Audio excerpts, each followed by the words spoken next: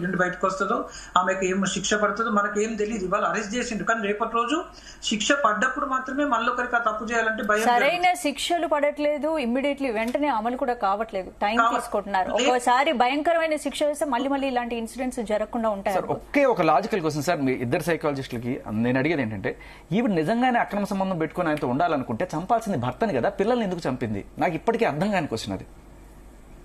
ఇప్పుడు ఒకటి సార్, మనకు తెలుగులో కూడా కొంచెం మోటు సామెతలు ఉన్నాయి. ఒక చెడ్డ పని చేసేటోళ్లకు దాని తర్వాత కాన్సిక్వెన్సెస్ అన్ని చెడ్డ పనులాగా అనిపించాయి. ఈ మొదటి చెడ్డ పనికి సపోర్టివ్ యాక్షన్ లాగా లాజిక్ కూడా అందట్లేదు సార్ అది. అంటే వాళ్ళకు ఇప్పుడు ఆమె ఒక డెసిషన్ అక్రమ సంబంధం పెట్టుకోవాలి, భర్తను వదిలేయాలి అని అనుకున్నప్పుడు ఆ భర్త ద్వారా వచ్చిన పిల్లలు ఆమెకు అంత పెద్ద ఎమోషనల్ అటాచ్మెంట్ కాదు. ఆమెకు పిల్లల అటాచ్మెంట్ ఉంటే ఆటోమేటిక్ గా భర్త మీద కూడా ప్రేమ ఉండేది. మెయిన్ పిల్లలే కరెక్ట్ లేనప్పుడు మిగిలిన అడిషనల్ బర్డెన్స్ అంతే అవి. అసలు మెయిన్ అడ్డంకి ఇప్పుడు పిల్లలకి ఏదో రకంగా కన్విన్స్ చేసేసుకోవచ్చు సార్, ఏదో ఒకరికి దత్తత చేసి పంపించేయచ్చు. ఏ తల్లి కూడా చంపాలనుకోదు కదా, హాస్టల్లో వేయచ్చు, అనాశ్రయాలను చేయొచ్చు, ఏదో రకంగా కన్విన్స్ చేసి వీళ్ళకి దత్తత ఇచ్చేయచ్చు. అసలు అడ్డం భర్త కదా, ఆయన్ని చంపేయడానికి అసలు ఏ రకమైన లేకుండా పిల్లల్ని చంపేయడం ఏంటంటే అసలు ఊహకు అందట్లా నాకు. ఈవెన్ హస్బెండ్ అదే చెప్తున్నాడు, అక్కడ పిల్లల్ని మాకైనా ఇచ్చేసి వెళ్ళిపోయినా అయిపోయేది, కానీ ఇంత దారుణానికి అంటే ఎలా చూడొచ్చు పూజిత గారు? ఇప్పుడు నార్మల్ గా రోజు మన కళ్ళ ముందే ఉంటారు, అంటే కొన్ని ఇయర్స్ నుంచి మనతో ట్రావెల్ చేస్తుంటారు, అంటే మైండ్ లో ఇంత ఉంది, అంటే ఎంత రిలేషన్షిప్ మెయింటైన్ చేసినా కూడా ఇల్లీగల్ రిలేషన్షిప్స్, పిల్లల్ని చంపేంత క్రూయల్ మైండ్ ఎలా మారిపోతుంది? నార్మల్ గా ఉన్న మనిషి ఒకటేసారి అంత డిసిషన్ కి ఎలా వెళ్ళిపోతారు? ఒక ఆవిడని చూసి మనం బేరీజ్ వేయలేం, ఆమె చూడగానే నార్మల్ హ్యూమన్ లానే అనిపిస్తారు. అంటే ఈవెన్ ఇంట్లో వాళ్ళు కూడా ఎక్స్పెక్ట్ చేయకపోవచ్చు కదా. అంటే ఇది పోలీస్ స్టేషన్ లోనే కాదు, కోర్టులో కూడా సైకాలజిస్టులు అవసరం అనేది నేను ఇప్పుడు చెప్పబోయాను. ఎందుకంటే సార్, కస్టడీకి ఇచ్చేటప్పుడు పిల్లల్ని తండ్రికి ఇవ్వాలా తల్లికి ఇవ్వాలా అనేప్పుడు మాక్సిమం తల్లికే ఇవ్వాలంటారు. మరి ఇటువంటి తల్లులు కూడా ఉన్నారు, ఒకళ్ళు కాదు సార్, ఇలాంటి కొన్ని వందల ఎగ్జాంపుల్స్ ఉన్నాయి మన సొసైటీలో. సో ఆవిడ ఎటువంటి తల్లి అనేది కూడా చూడకుండా తల్లి అంటే ఇచ్చేద్దాం అని చెప్పి గుడ్డిగా నమ్మే మన చట్టం. మరి ఇవాళ ఇవన్నీ కూడా కనువిప్పులు కదా.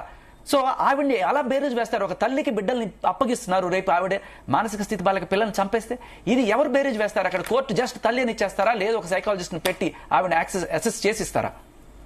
ఇప్పుడు వెరీ వెరీ ఇంపార్టెంట్ టాపిక్ ఇది. ఇప్పుడు మేడం చెప్పినట్టు జెండర్ ఈక్వాలిటీ ఎట్లయితే ఉందో లాలో కూడా ఈక్వాలిటీ కావాల్సిన ఒక సిచ్యువేషన్ కు మేల్ పాపులేషన్ వచ్చింది.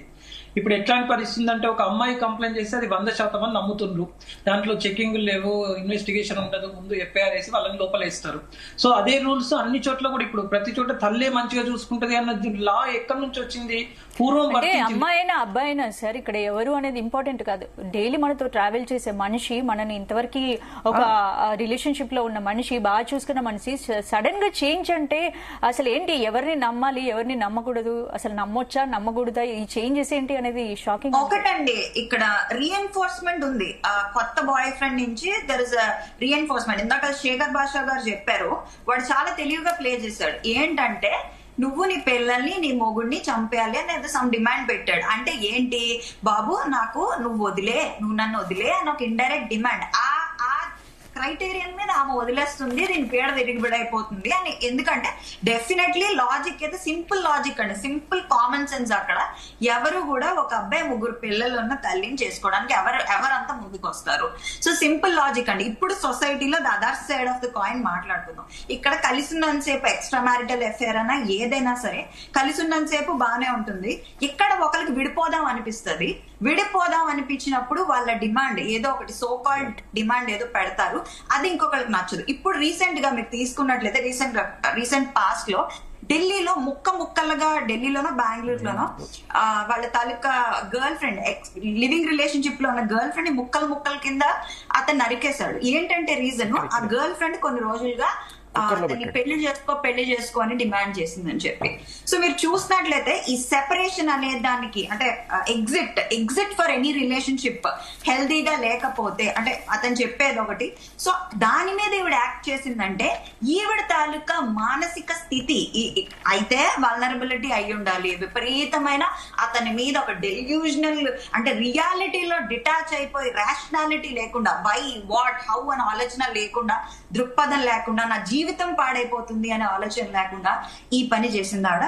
మూడోది, ఆవిడని డెఫినెట్లీ సైకలాజికల్ రిహాబిలిటేషన్ చేయాలి. బికాస్ ఆవిడ ఇది ఒకటే కాదు, ఇఫ్ ఆవిడ తల్లి బెయిల్ మీద వస్తే like something might happen to them. So దీని నుంచి మనం మిగతా కపుల్స్ ఎవరైతే ఇప్పుడు ఎవరైతే చూస్తున్నారో, అందులో చాలా మంది ఉంటారు, అందులో గర్ల్ ఫ్రెండ్స్ ఉన్న వాళ్ళు ఉంటారు, బాయ్ ఫ్రెండ్స్ ఉన్న వాళ్ళు ఉంటారు, ఎక్స్ట్రా మ్యారిటల్ అఫైర్స్ ఉన్న వాళ్ళు ఉంటారు. సో వీళ్ళందరూ జాగ్రత్తగా పెట్టుకోవాల్సిన విషయం ఏంటంటే, మీరు ఎగ్జిట్ చేస్తున్నప్పుడు చాలా జాగ్రత్తగా హెల్దీ విధానంలో అసలు ఆ మనిషికి, ఆ క్యాండిడేట్ కి వదిలేస్తాను అని చెప్పినాడు, ఎగ్జిట్ చేస్తాను అని చెప్పినప్పుడు హ్యాపీగా, మెచ్యూర్డ్ గా, emotional maturity, EQ, emotional intelligence ఉండి వదిలించుకోగలరా లేదా అనేది చూసుకోవాలి. ఇంకో రెండు ఆస్పెక్ట్ ఏంటంటే, ఎవరైతే ఎక్స్ట్రా మ్యారిటల్ రిలేషన్షిప్స్ లో ఉన్నారో వీళ్ళందరికీ అర్థం చేసుకోవాల్సిన విషయం ఏంటంటే, వాళ్ళు బానే ఉంటారు, మీరు ఎవరి కోసం అయితే చంపారో, క్రైమ్ చేశారో వాళ్ళు హ్యాపీగా వాళ్ళ లైఫ్ లీడ్ చేస్తారు. ఎవరు పోతారంటే, మీ పిల్లలు పోతారు, మీ ఫ్యామిలీ పోతుంది, మీ తల్లిదండ్రులు పోతారు, మీ లైఫ్ మొత్తం మీరు జైల్లో స్పెండ్ చేస్తారు. ఏదో ఒకటి, అదొక మచ్చే కదా. ఇప్పుడు ఆ పేరు, ఆ ఫోటో అంతా వాళ్ళు న్యూస్ లో వేశారు, ఎంత కొంతకాలమైనా అది ఒక పెయినే కదా. ఇంకా coming to legal aspects, punishments అంటారా లేదా ఇంప్రిజన్మెంట్ అంటారా, ఇవన్నీ దీనిలో కూడా స్లో ప్రాసెస్ ఉంది మన ఇండియన్ కోర్ట్స్ లో. రీసెంట్ గా కోర్ట్ అనే మూవీ చూసానండి, it's such a beautiful movie. POCSO గురించి, ఎలాగా అబ్బాయిల మీద, అంటే అబ్బాయి అందులో 18 years, ఈ అమ్మాయి మైనర్. సో తెలియకుండానే వచ్చిన అబ్బాయి ఏం చేయడు, బట్ పాక్సో అనేది పెట్టేస్తారు, prevention of child sexual offences పెట్టేస్తారు. సో అందులో బ్యూటిఫుల్ గా చూపిస్తాడు అనమాట. అందులో ఆ లాయర్ చాలా కష్టపడి ప్రూఫ్లు తీసుకొచ్చి పక్కవాడు కొనేస్తా ఉంటాడు అనమాట, ఎవిడెన్స్ ని అంతా బ్యూటిఫుల్ గా చూపించాడు. అసలు కోర్టులో how lawyers work, how law works అనేది చెప్పి. సో లాలో కూడా ఇక్కడ లూప్ హోల్స్ అవి కూడా ఉన్నాయి. సో ఐ థింక్ డబ్బు లేకపోతే, డబ్బు ఉంటే లాయర్ ని కొనేయడము, లేదా లీగల్ ప్రాసెస్ స్లో డౌన్ చేయడము, లేదా పనిష్మెంట్స్ అనేవి సరిగ్గా పడకపోవడము. సో ఇప్పుడు ఒక పనిష్మెంట్ గట్టిగా పడింది అనుకోండి, రెండోసారి అది బాగా మనం చేయాలి. ఇందాక సైకియాట్రిస్ట్ గారు చెప్పారు ఏంటంటే, ఒకటి గ్లోరిఫై చేస్తే న్యూస్ అలాంటివే జరుగుతూ ఉంటాయి. దీన్ని బూమరాంగ్ ఎఫెక్ట్ అంటామండి సైకాలజీలో. It's a real phenomena. So ఈ బూమరాంగ్ ఎఫెక్ట్ ఏంటంటే, మీరు ఏదైనా తీసుకోండి, ఒక సూసైడ్ కానీ, రీసెంట్లీ సూసైడ్ కానీ, పారాఫిలియాస్ కాదు, పారిసైడ్స్ కానీ, అంటే స్వంత తల్లిదండ్రుల్ని, స్వంత పిల్లల్ని, స్వంత తల్లిదండ్రులు, రిలేటివ్స్ ని చంపడం పారిసైడ్స్ అంటాం. సో సూసైడ్స్ కానీ, పారిసైడ్స్ కానీ, రేప్స్ కానీ, ఎక్సెట్రా ఒకటి జరిగిందని మనకి న్యూస్ లో రాగానే అలాంటివే అన్ఫోల్డ్ అవుతా ఉంటాయి. సో ఇక్కడ న్యూస్ ఛానల్స్ ని తప్పు పట్టను, జర్నలిస్ట్ ని తప్పు పట్టను, బట్ ఎవరైతే ఆడియన్స్ ఈరోజు చూస్తున్నారో వాళ్ళకి నా ఇదేంటంటే అడ్వైజ్ ఏంటంటే, వీలైనంత వరకు రెస్ట్రిక్ట్ యువర్ న్యూస్.